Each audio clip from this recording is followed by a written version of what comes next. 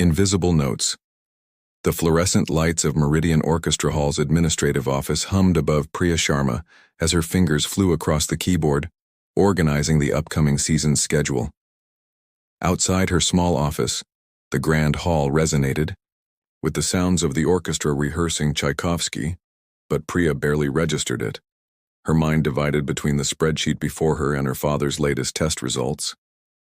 At 27, Priya hadn't imagined her life would look like this. The violin case tucked beneath her desk served as a daily reminder of dreams deferred. Once a promising music student at Juilliard, she had abandoned her scholarship 3 years ago when her father's Parkinson's diagnosis demanded her return home. Now she worked as administrative assistant to Nathaniel Hargrove, the brilliant but notoriously exacting conductor of the Meridian Philharmonic. Ms. Sharma, these program notes are still lacking the contextual depth I requested. Priya, startled at the crisp British accent. Nathaniel Hargrove stood in her doorway, impeccably dressed in a charcoal suit despite the sweltering August heat. At 38, his dark hair was already threaded with silver at the temples, his posture as rigid as his expectations. "I apologize, Mr. Hargrove. I'll revise them immediately," Priya responded, discreetly sliding her phone, displaying her father's medication schedule beneath a stack of papers. Nathaniel's steel blue eyes narrowed slightly. "The board meeting is in 3 hours. I expect nothing less than excellence, especially for Tchaikovsky's Sixth. It's the cornerstone of our fall program." "Of course. You'll have them within the hour." He lingered a moment longer than necessary, his gaze catching on the worn violin case. Something flickered across his face, recognition perhaps, before his expression hardened again. "See that I do." He turned sharply and disappeared down the corridor. Priya exhaled slowly, tension uncoiling from her shoulders. Working for Nathaniel was like walking a tightrope. One misstep and you'd fall from his good graces, possibly permanently.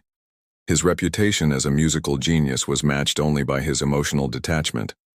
Office rumors suggested he'd never been seen to smile, let alone engage in the casual banter that flowed among other staff members. Her phone vibrated again. The home care nurse.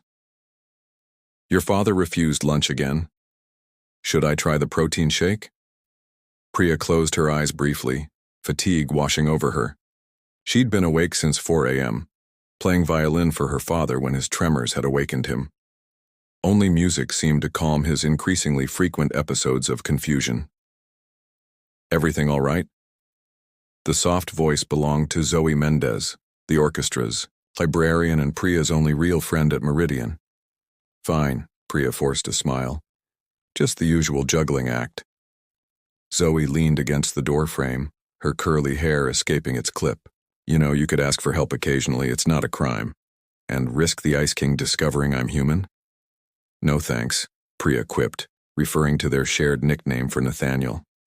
Speaking of his frostiness, word is he rejected another guest conductor opportunity, third one this season. "He doesn't trust anyone else with his orchestra," Priya murmured, already turning back to her computer. "His loss. Some breathing room might do him good. Might do you good too." Zoe studied her friend's face. "When's the last time you slept more than 4 hours?" "Sleep is for the weak," Priya joked, though the dark circles beneath her eyes told a different story. "And for the living. You can't pour from an empty cup, Pry." After Zoe left, Priya finished the program notes with practiced efficiency, then allowed herself 5 minutes to close her eyes. In the darkness behind her eyelids, she heard the orchestra reaching the heart-wrenching finale of Tchaikovsky's Pathétique. The music swelled, then diminished into that final fading pulse, like a heartbeat slowly coming to rest. The piece always made her think of her father, once a towering mathematics professor, now increasingly frail. How much time did they have left? How would she afford the specialized treatment his neurologist had recommended? When she opened her eyes, she was startled to find Nathaniel standing in her doorway again, watching her with an unreadable expression. "The program notes, Ms. Sharma." His voice was quiet, almost gentle, before he seemed to catch himself. "The board won't wait for inspiration to strike." Priya quickly printed the revised document and handed it to him, their fingers brushing momentarily. For a second, something almost like concern shadowed his features. "You seem unwell." "I'm fine, Mr. Hargrove. Just fine." He studied her a moment longer, then nodded curtly before walking away. As Priya watched him go, she wondered why someone so attuned to the emotional nuances of music could be so blind to the human symphonies playing out around him. What she didn't see was Nathaniel pausing in the empty hallway, looking back at her, closed door, the program notes forgotten in his hand as a memory from his own past briefly surfaced, then was deliberately submerged again beneath his carefully constructed professional veneer. Dissonance. The autumn rain pattered against the windows of Meridian Orchestra Hall, creating a melancholy backdrop to the chaos unfolding inside. Priya hurried through the grand lobby, 30 minutes late for the donor reception she was supposed to have organized. Her hair was still damp from the shower she'd barely had time to take after spending the night in the emergency room with her father. "There you are." Zoe intercepted her at the entrance to the reception hall. "Nathaniel's been asking for you every 5 minutes. The Blackwell Foundation people are already here." Priya winced, struggling to balance the box of programs she'd printed.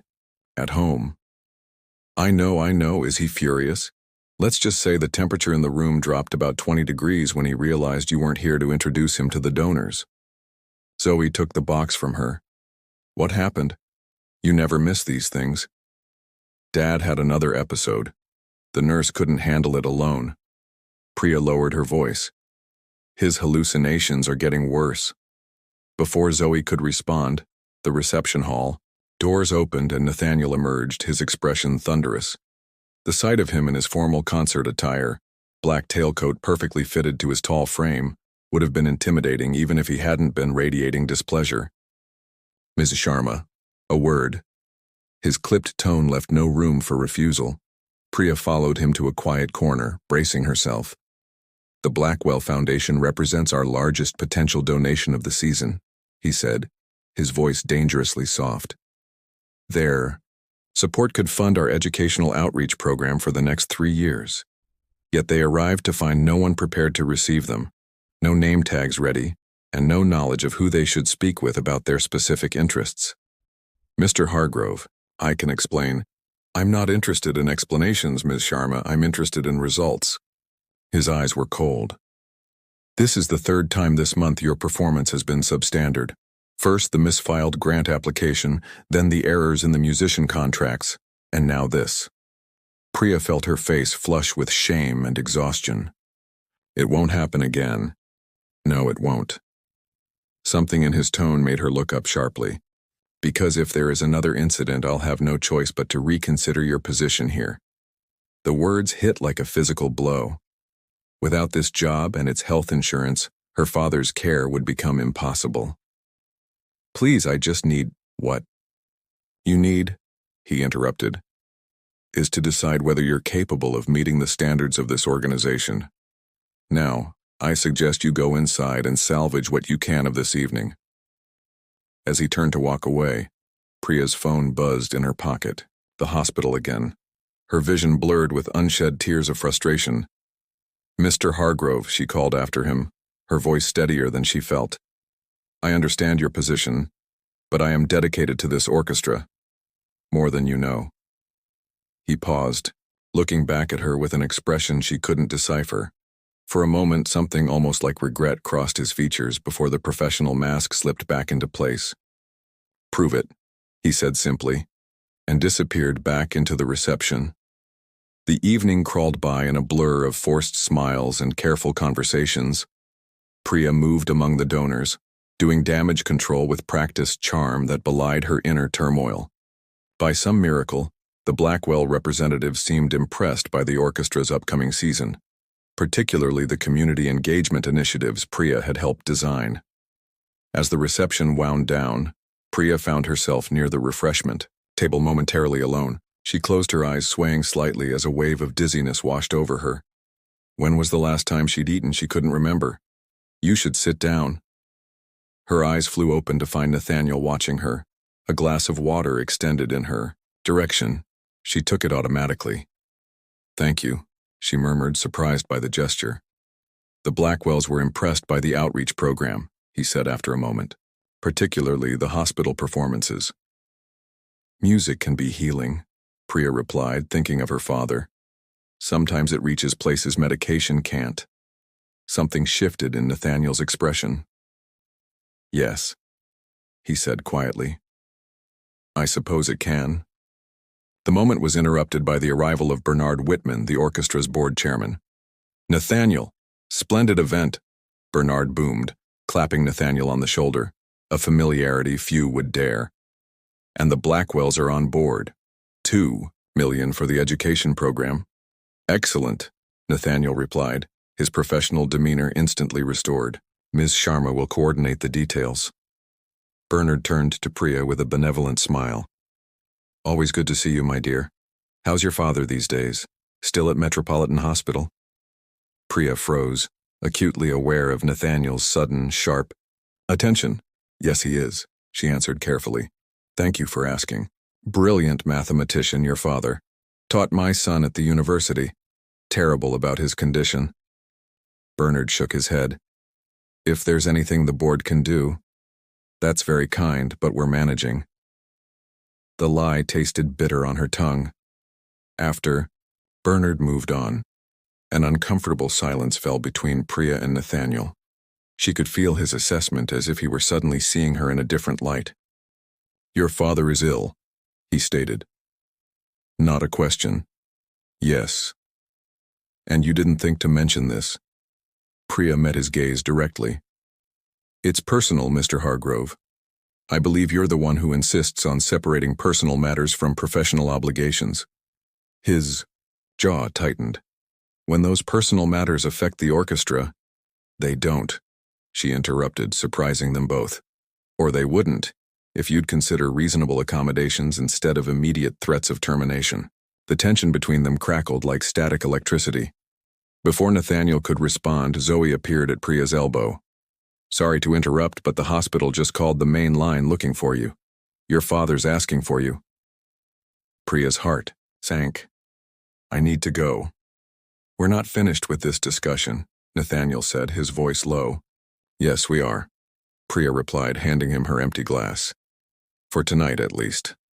As she gathered her things to leave, she didn't see Nathaniel watching her with an expression of dawning comprehension, nor did she notice him slip into a quiet corner and make a phone call, one that would change the course of their relationship in ways neither could anticipate. That night, as Priya sat beside her father's hospital bed, gently playing her violin to ease him into sleep, she had no idea that Nathaniel Hargrove was across the hospital in a different wing, standing beside his own private ghost, and about to discover the hidden symphony playing beneath the surface of her carefully compartmentalized life. Unexpected harmony. The pediatric oncology wing of Metropolitan Hospital was unusually quiet on Sunday morning. Nathaniel Hargrove walked the familiar corridor, a bouquet of sunflowers in hand, his footsteps echoing against the polished floors. He had made this monthly pilgrimage for 2 years now, though few at the orchestra knew about it. Mr. Hargrove. Dr. Josefina Rivera greeted him with a warm smile. Right on schedule. How is she today? He asked, his normally commanding voice softened. Olivia's responding well to the new treatment protocol. Her latest scans show improvement. Dr. Rivera led him toward the children's recreation room. She's been asking when her music teacher would visit again. A faint smile touched Nathaniel's lips. Olivia Winters, just 8 years old and battling leukemia, had become an unexpected constant in his life after a charity performance at the hospital. Something about the fierce determination in her eyes as she asked him to teach her about orchestra conducting had broken through his carefully constructed walls. I've brought her Mendelssohn's violin concerto recording as promised, he said, patting his jacket pocket.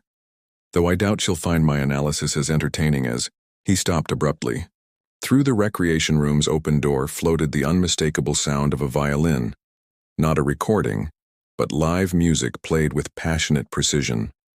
The melody of Massenet's Méditation from Thais filled the air, achingly beautiful in its simplicity. And there, in the center of a semicircle of entranced children, stood Priya Sharma.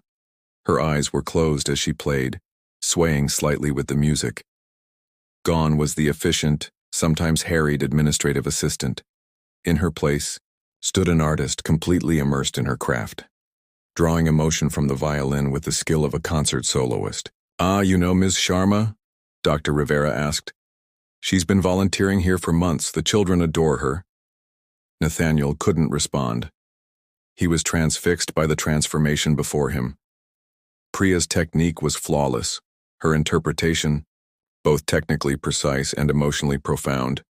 This was no amateur musician but a trained violinist of exceptional talent. As the piece ended, the children erupted in applause. Olivia, her small frame dwarfed by the hospital chair, called out, "Play the butterfly one again, Miss Priya." Priya laughed, a sound Nathaniel realized he'd never heard before, and launched into "The Flight of the Bumblebee," her fingers dancing across the strings with playful virtuosity. The children giggled as she moved among them, mimicking a buzzing insect while never missing a note. "She comes every Sunday," Dr. Rivera continued. "Sometimes she plays for the adult patients too, especially in the long-term care ward. I believe her father is there." "Her father," Nathaniel repeated, pieces falling into place. The late arrivals, the distraction, the phone calls. Professor Sharma, brilliant mathematician, early onset Parkinson's complicated by Lewy body dementia. Dr. Rivera's expression grew somber. "Challenging case. The experimental treatment he needs isn't covered by insurance." Something cold settled in Nathaniel's chest. How many times had he reprimanded Priya for minor infractions without knowing what she was facing? How many times had he prioritized perfectly formatted program notes over her very real human struggles? Mr. Hargrove. Olivia had spotted him and was waving excitedly. Priya's head snapped up, her bow freezing mid-phrase. Her eyes widened in shock as she registered his presence. The violin lowered slowly to her side. "I should..." She looked around as if seeking escape. "Please, continue," Nathaniel said, his voice gentler than Priya had ever heard it. "I didn't mean to interrupt." An awkward silence fell over the room until Olivia announced, "Mr. Hargrove is teaching me to conduct. He's really important but not as scary as he looks." A ripple of laughter broke the tension. Priya's lips curved into a hesitant smile. "Is that so?" "Indeed," Nathaniel confirmed, setting down his briefcase and rolling up his sleeves in a gesture that would have shocked his orchestra members. "Perhaps Ms. Sharma would be willing to help demonstrate proper conducting technique with her violin." The next hour passed in a blur of music and laughter. Nathaniel guided Olivia's small hands through conducting patterns while Priya followed their lead, adjusting her tempo and dynamics to match the child's gestures. The other children took turns conducting as well, creating a joyful if somewhat chaotic symphony. Throughout it all, Nathaniel found his gaze repeatedly drawn to Priya. Her skill was undeniable, Juilliard level certainly. Why was she working as an administrative assistant instead of pursuing a performance career? When the session ended and the children were called for lunch, Priya carefully packed away her violin, her movements deliberate, avoiding his eyes. "You play beautifully," Nathaniel said simply. "Thank you." She closed the violin case with a definitive click. "I'd appreciate if you didn't mention this at work." "Why?" "Your talent is exceptional." A shadow crossed her face. "It's not relevant to my position." "It most certainly is relevant to an orchestra administrator," he countered, "and it raises questions about why someone of your caliber isn't performing professionally." "Not everyone has the luxury of pursuing their passion, Mr. Hargrove." The edge in her voice was unmistakable. "Some of us have responsibilities that take precedence." Before he could respond, Dr. Rivera approached. "Priya, your father's asking for you. He's having a good day. Recognized the nurses by name this morning." Priya's expression softened. "I'll go to him now." She nodded stiffly to Nathaniel. "Excuse me. May I?" Nathaniel hesitated, then straightened his shoulders. "May I meet him?" Surprise flickered across Priya's face. "Why would you want to?" "Professional curiosity." Dr. Rivera mentioned he was a mathematician. Mathematics and music are closely linked. It wasn't the whole truth, but it seemed to satisfy her. Briefly then, he tires easily. Professor Rajiv Sharma's room was filled with books, photographs, and a small whiteboard covered in equations. The man himself was thin but dignified, his trembling hands betraying his condition. "Papa, this is Mr. Hargrove, my—" Priya hesitated. "Your conductor," Professor Sharma finished, his voice stronger than his appearance suggested. "You've mentioned him." Nathaniel raised an eyebrow at Priya, who flushed slightly.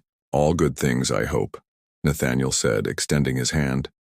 Professor Sharma's handshake was surprisingly firm. "My daughter is too kind to speak ill of anyone, but she did say you have exceptional ears, that you can identify when a second violin is half a tone sharp from across the room."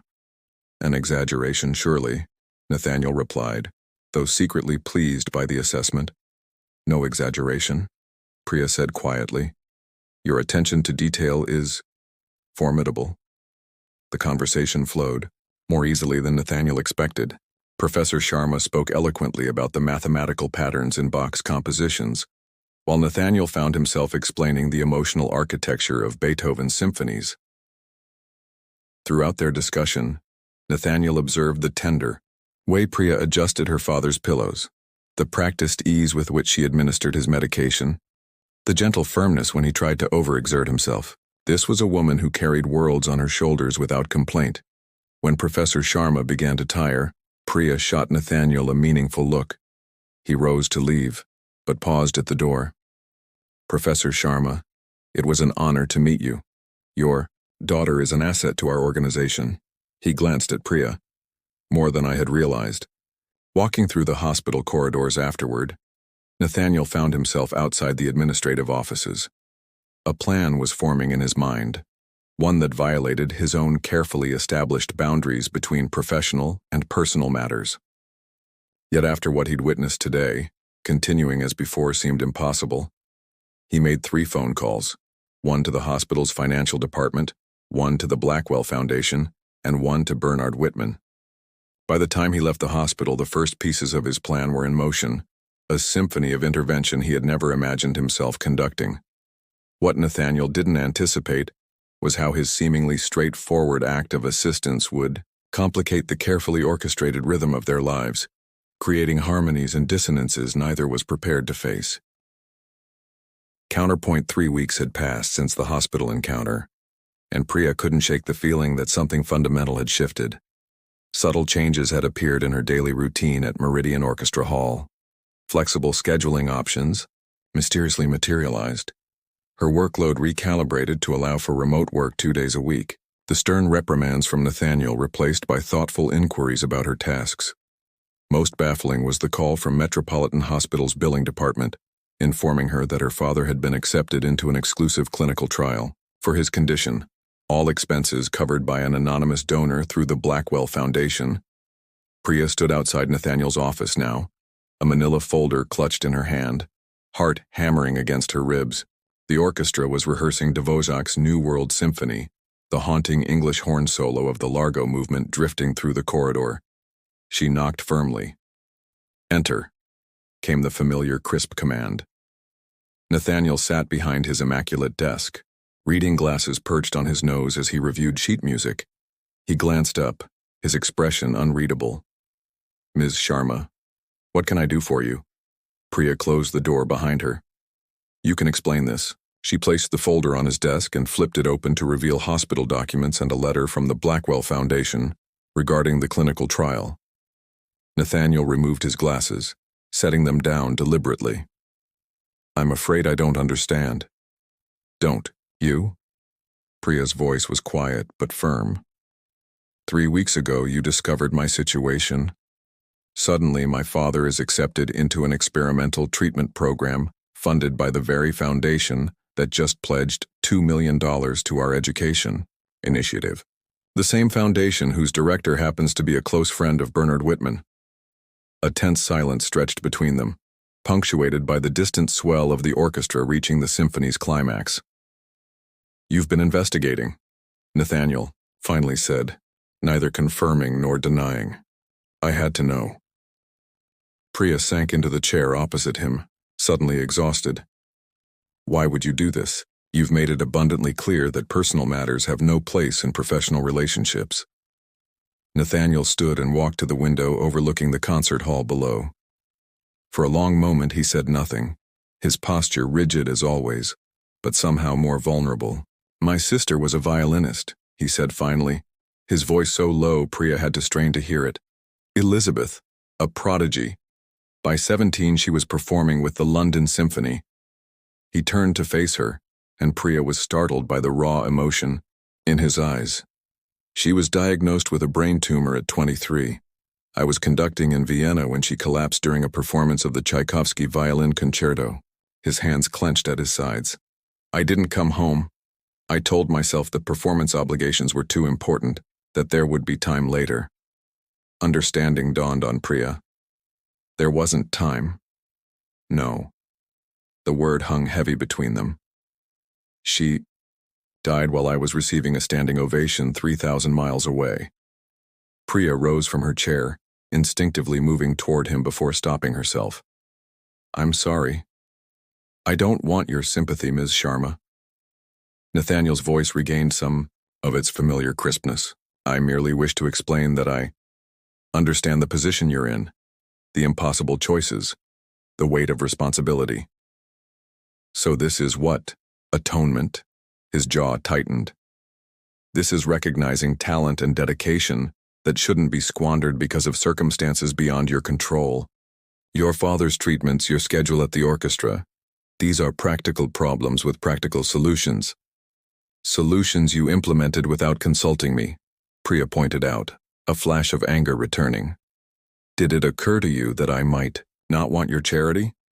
It's not charity, Nathaniel countered sharply. It's investment in a valuable employee who happens to be an exceptional musician. The words hung between them, charged with unspoken implications. I heard you play, Priya. His use of her first name startled them both. Why did you abandon your training? Juilliard, I presume. Priya sighed, the fight draining out of her. Second year, full scholarship. Then my father's diagnosis came, and there was no one else to care for him. And now? Now? She gave a hollow laugh. Now I play for sick children and my increasingly confused father, and I file your program notes and organize donor receptions. You could do more, Nathaniel said quietly. Play with the orchestra, perhaps. Priya stared at him in disbelief. You can't be serious. I'm rarely anything but serious, as you well know. A ghost of a smile touched his lips. We have an opening in the second violin section. Temporary, 6 months while Jessica Chen is on maternity leave. The stipend would supplement your administrative salary. Priya's mind raced. The additional income would help enormously with her father's ongoing expenses that weren't covered by the clinical trial, but more than that, to play again professionally. I haven't auditioned in years, she whispered. I'm out of practice. Nonsense. I heard you play Massenet and Rimsky-Korsakov with technical precision while making a room full of sick children laugh. That requires more skill than most of my orchestra possesses. Priya studied him, this man she thought she knew. Cold, demanding, perfectionist Nathaniel Hargrove, suddenly revealing depths she never imagined. Why are you really doing this? She asked softly. Something shifted in his expression. Vulnerability, quickly masked by professional distance. Because talent deserves nurturing. Because your father's work in mathematics is valuable to society. Because the orchestra will benefit from your musical understanding. Each reason sounded logical, reasonable, and yet incomplete. And? Priya pressed, sensing there was more. Nathaniel turned away, his shoulders tense. And because when I heard, you play for those children, I remembered why music matters. Not the perfect performance or the critical acclaim, but the human connection. Something I've spent years forgetting. The admission hung in the air between them, fragile and unexpected. I don't need saving, Mr. Hargrove, Priya said finally. He faced her again, his expression softening. No, you don't. But perhaps we all need reminding sometimes that we don't have to carry our burdens alone. The office door burst open before Priya could respond, revealing Zoe, breathless and wide-eyed. Priya, the hospital called. Your father's had a setback. They're asking for you to come immediately. Fear lanced through Priya's chest. I have to go. Take my car, Nathaniel said instantly, retrieving his keys from his desk drawer. It's faster than waiting for a taxi. When Priya hesitated, he added, Please, let me help in this small way at least. She accepted the keys with a trembling hand. Thank you. I'll come by later, he said, and it wasn't a question or an offer, but a simple statement of fact. After rehearsal. Hours later, as Priya sat beside her father's hospital bed watching him sleep peacefully after the frightening episode, she looked up to find Nathaniel standing in the doorway. He had brought her violin case from the office and a stack of second violin parts for the orchestra's current repertoire. For when you're ready, he said simply. As he placed the music on the bedside table, his hand briefly covered hers, a touch so light it might have been imagined, yet electric in its unexpectedness. I'll never be able to repay you for all this, Priya said. I'm not looking to be repaid. Nathaniel's voice was low, intimate in the quiet hospital room. But perhaps we could start with you calling me Nathaniel instead of Mr. Hargrove, at least outside the office. Their eyes met, and in that moment, the carefully maintained distance between them, professional and personal, conductor and administrator, rescuer and rescued, seemed to dissolve into something far more complex and frightening and exhilarating. Nathaniel, Priya tested the name, feeling the weight of crossed boundaries and new possibilities. I think I can manage that. Neither of them acknowledged the subtle shift in their relationship that evening, but as Nathaniel left the hospital and Priya opened the violin case to play softly for her sleeping father, both recognized that their carefully separate melodies had begun to intertwine into something neither had anticipated, a counterpoint of shared understanding that would be impossible to unravel. Crescendo spring burst upon the city in a riot of color and sound.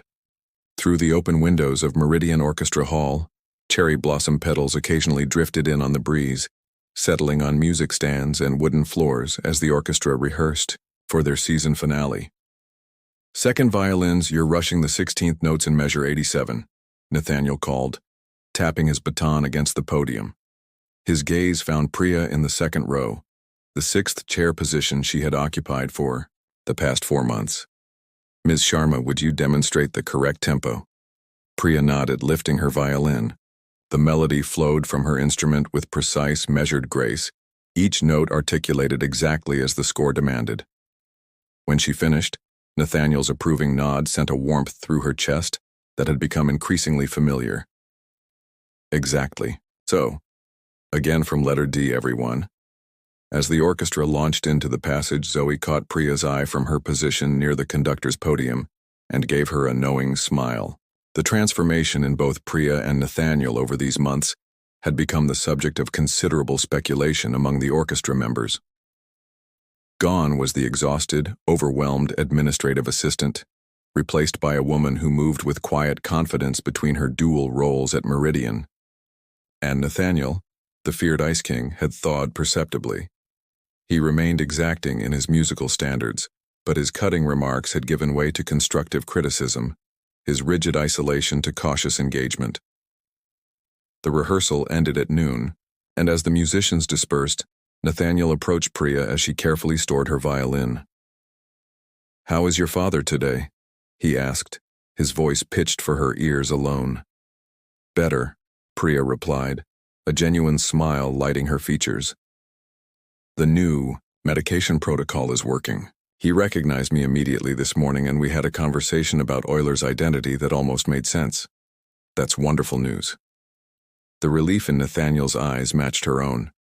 Over the past months, he had become a regular visitor at Professor Sharma's room, engaging the mathematician in discussions that seemed to stimulate his mind and slow the cognitive decline.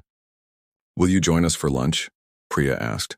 "Papa mentioned he wanted to discuss something about Bach's mathematical patterns with you." "I'd like that," Nathaniel said. Then, Glancing around to ensure they weren't overheard, he added more softly, "And perhaps afterward we could rehearse our piece?" Our piece. The phrase sent a flutter through Priya's stomach. What had begun as a therapeutic exercise, playing duets to help her father, had evolved into something more intimate. For weeks now, they had been preparing a special arrangement of Rachmaninoff's Vocalize for violin and piano, practicing in the quiet of Nathaniel's home when Priya's administrative work was done and her father was resting. "Yes," she agreed. "I think we're almost ready." "Almost," he echoed, something unspoken passing between them. Both knew they were discussing more than just the music.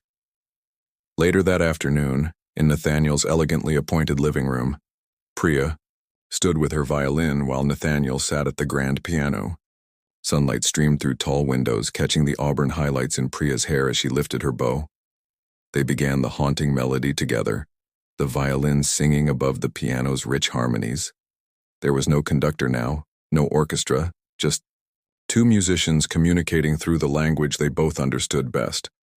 The melancholy beauty of Rachmaninoff's composition filled the room, each phrase a conversation between them.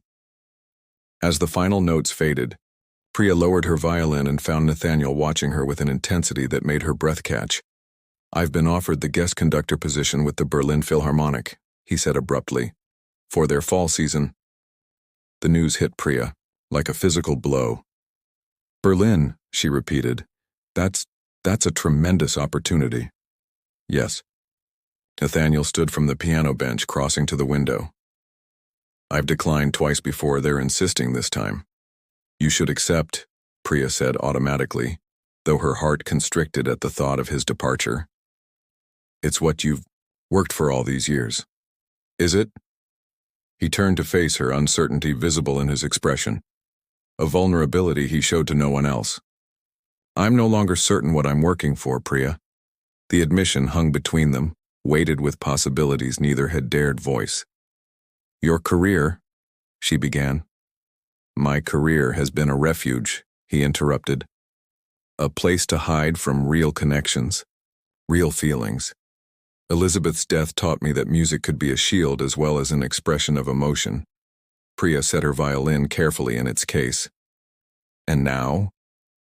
"Now I find myself reluctant to leave." His gaze held hers steadily. "For professional reasons, of course. The orchestra is at a crucial development stage. The education program is just taking root. Your father's treatments are showing progress." "Professional reasons," Priya echoed, a small smile playing at her lips. "Of course." Nathaniel took a step toward her. "There are personal considerations as well. Such as the fact that I've grown accustomed to our rehearsals, to visiting Professor Sharma, to seeing you transition seamlessly between administrative excellence and musical artistry. Another step closer.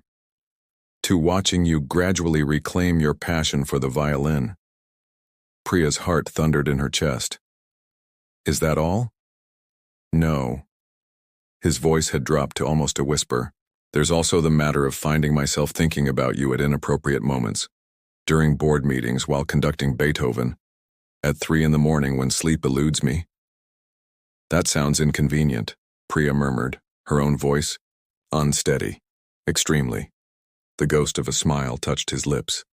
"Almost as inconvenient as realizing I've broken every professional boundary I ever established." "We could pretend this conversation never happened," Priya offered. "Return to our professional relationship. You could go to Berlin with no complications." "Is that what you want?" The question hung in the air between them, heavy with months of unspoken feelings, shared music, and gradual trust. "No," Priya admitted softly.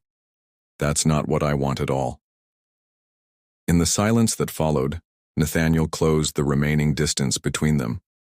His hand rose to gently trace the curve of her cheek, the gesture as delicate as a pianissimo passage. "Then tell me what you do want, Priya." "I want to keep playing.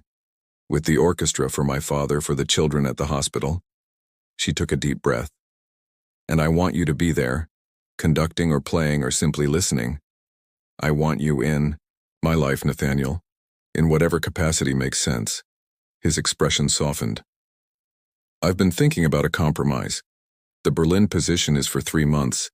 I could recommend Bernard hire a guest conductor for our orchestra during that time. And when I return, he hesitated. When I return, perhaps we could explore what exists between us without the complications of direct professional oversight. You've thought this through, Priya observed. I've had little else on my mind, he admitted. Except, perhaps for the benefit concert we've been planning. The benefit concert, Nathaniel's idea born during one of their hospital visits. A special performance to raise funds for the hospital's music therapy program, featuring both the orchestra and patient musicians. Professor Sharma would attend as a guest of honor, while Olivia from the children's ward would conduct one short piece. It's in 2 weeks, Priya nodded. Everything's arranged. Not quite everything. Nathaniel's hands found hers. There's still the matter of our duet. Our duet? Priya's brow furrowed in confusion. I thought we were playing with the full orchestra. A last-minute addition to the program, he explained. If you're willing, the Rachmaninoff, just the 2 of us. The significance wasn't lost on Priya. To perform together publicly would be a declaration of sorts, not just of their musical compatibility, but of the deeper connection that had grown between them. Yes, she said simply. I'd like that. 2 weeks later, Meridian Hall was filled to capacity for the benefit concert. The orchestra performed magnificently, inspired by the cause and by Nathaniel's passionate conducting. Olivia, though weak from her treatments, stood proudly on a special platform to conduct a simplified arrangement of Beethoven's Ode to Joy, her small hands following the patterns Nathaniel had taught her. Professor Sharma watched from his wheelchair, in the front row, his mind clearer than it had been in months, beaming with pride as Priya performed a solo passage with the orchestra. At the end of the published program, Nathaniel stepped forward to address the audience. Music has the power to heal, to connect, to express what words cannot, he said, his rich voice carrying through the hall. Over these past months, I've been reminded of this fundamental truth through the courage of our patients, the dedication of their caregivers, and the transformative power of shared creativity. His gaze found Priya's in the orchestra. Our final piece this evening is not listed in your program. It is Rachmaninoff's Vocalise, arranged for violin and piano, a conversation between 2 instruments that begins in solitude and finds completion in harmony. Murmurs of surprise rippled through the audience as Nathaniel stepped from the podium and moved to the grand piano positioned at center stage. Priya rose from her chair, violin in hand, and joined him. As they began to play, the hall fell into hushed silence. The melody wove between them, piano and violin exchanging phrases, supporting each other, challenging each other, ultimately merging into something greater than either could create alone. Priya's eyes closed as she played, allowing the music to express everything she and Nathaniel had experienced. The initial discord of their relationship, the gradual understanding, the harmonious possibility of their future. When she opened them again, she found Nathaniel watching her, his gaze holding hers as his fingers moved across the keys. In the front row, Professor Sharma smiled knowingly, his mathematician's mind recognizing the elegant equation playing out. Before him, 2 separate variables finding their shared solution. As the final notes faded into silence, the audience remained still for one breathless moment before erupting into thunderous applause. Nathaniel rose from the piano bench and took Priya's hand in his, both bowing to acknowledge the standing ovation.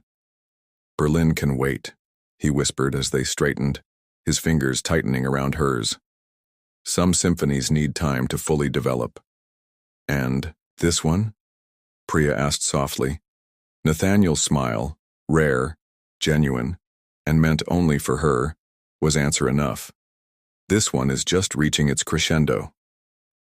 Later that night, as Priya played a gentle lullaby for her sleeping father, Nathaniel stood in the doorway watching, his expression open and unguarded. The journey from cold, distant conductor to the man before her now had been as unexpected as her own path from resigned caregiver to reclaimed musician. What had begun with a stern boss noticing his assistant's hidden pain had transformed into a relationship built on mutual respect, shared passion, and the gradual understanding that even the most carefully composed lives sometimes require new arrangements. And as Nathaniel crossed the room to sit beside her, his hand resting lightly on her shoulder as she played, Priya knew that whatever challenges lay ahead, her father's health, Nathaniel's career, their evolving relationship, they would face them together, creating their own melody one note at a time.